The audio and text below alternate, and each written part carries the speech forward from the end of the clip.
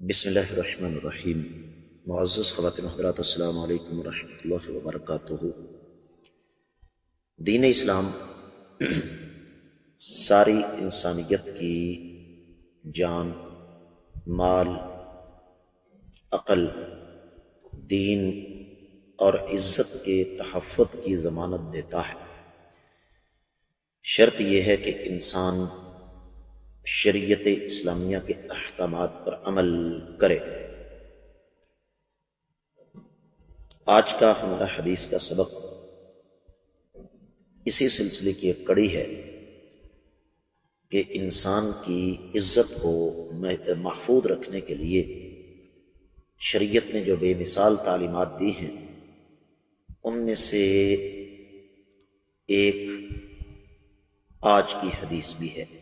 مشکات المصابیح، کتاب النکاح، باب ہے منگیتر کو دیکھنا اور سطر کا خیال رکھنا۔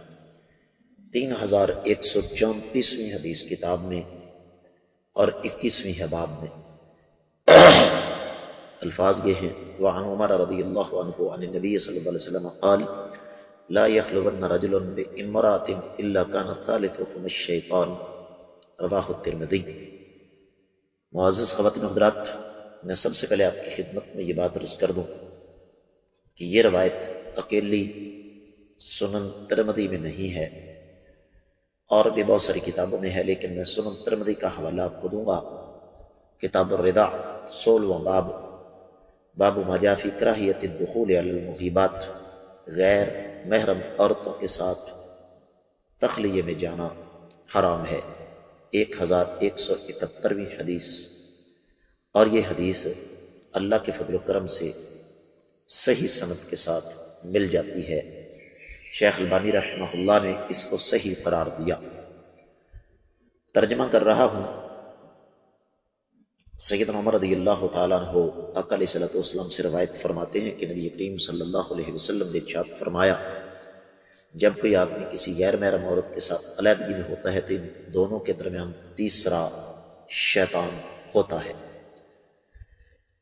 معزز خواتین و حضرات، اس حدیث کے حوالے سے اہل علم نے بہت کچھ بیان کیا، لیکن اختصار کے پیش نظر صرف چند باتیں آپ کی خدمت میں رکھنا چاہوں گا۔ جس طرح میں نے تمہیدی کلمات میں اشارہ کیا ہے کہ کائنات کے امام صلی اللہ علیہ وآلہ وسلم کی زبان مبارک سے نکلے ہوئے الفاظ مختصر لیکن جامع ہوتے تھے، اور یہ حدیث بھی اسی سلسلے کی ایک کڑی ہے کہ جب کوئی غیر محرم آدمی کسی غیر محرم عورت کے ساتھ، اجنبی عورت کے ساتھ تخلیے میں، تنہائی میں ملے گا تو تیسرا ان کے درمیان شیطان ہوگا۔ کیا مطلب؟ کہ شیطان پھر ان کو بہکائے گا، شیطان ان کو پھسلائے گا، شیطان ان کو گندی بےہودہ چیزیں خوبصورت بنا کر پیش کرے گا۔ اور یہاں پر میں آپ کی خدمت میں یہ بات بھی عرض کر دینا چاہتا ہوں کہ فی زمانہ اگر آج کے دور میں دیکھا جائے تو شریعت کے دیگر احکامات کی طرح ہم لوگوں نے ان چیزوں کو بھی، اس حکم کو بھی نظر انداز کر دیا، اور اس کا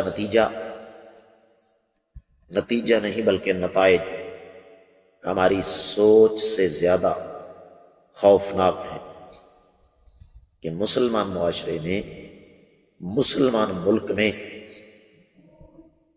ایک بہت بڑی تعداد ایسی بچیوں کی ہے جو کہ شادی سے پہلے کنواری نہیں رہتی۔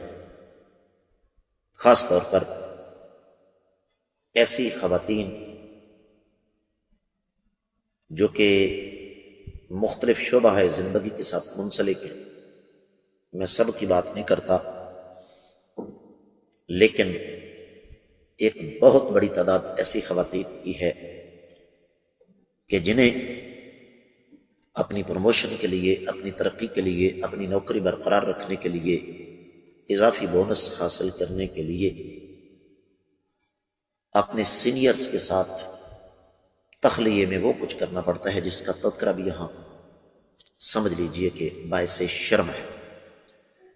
تو یہ حدیث ایک حدیث نہیں بلکہ یوں سمجھ لیجئے کہ ہماری زندگی کا رخ تبدیل کرنے کا ایک سنگ میل ہے۔ اس پر اگر عمل کر لیا جائے تو ہماری عزتیں محفوظ رہ سکتی ہیں۔ اس کے ساتھ ہی حدیث کا سبق بھی اختتام پذیر ہوتا ہے۔ آپ لوگوں سے گزارش کروں گا کہ ان اسباق کو صدقہ جاریہ سمجھ کر زیادہ سے زیادہ آگے شیئر کریں، ویڈیو کو لائک کریں اور چینل کو سبسکرائب کریں، ساتھ لگے گھنٹی کے بٹن کو ضرور دبائیں تاکہ تازہ ترین اسباق آپ کو بر وقت ملتے رہیں۔ آج کے سبق سے اجازت دیجیے۔ السلام علیکم ورحمۃ اللہ وبرکاتہ۔